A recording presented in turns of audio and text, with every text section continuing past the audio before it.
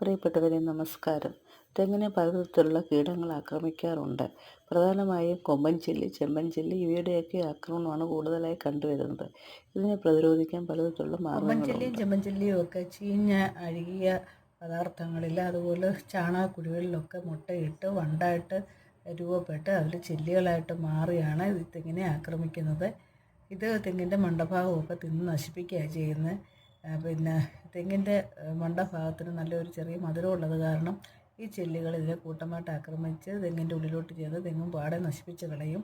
അതിൻ്റെ പ്രതിവിധി എന്ന് പറയുമ്പോൾ എല്ലാവരും കെമിക്കലാണ് ഉപയോഗിക്കുന്നത്. അപ്പം കൃഷിഭവനിലൊക്കെ ചെന്ന് കഴിഞ്ഞാൽ വേണ്ട വിധത്തിലുള്ള മരുന്നുകൾ അവർ പ്രിഫർ ചെയ്യും. അപ്പോൾ അതൊക്കെ വാങ്ങിച്ച് ഉപയോഗിക്കുക. 10% വീതത്തിൽ ബോർഡോ മിശ്രിതമൊക്കെ തളിച്ച് കൊടുക്കാവുന്നതാണ്.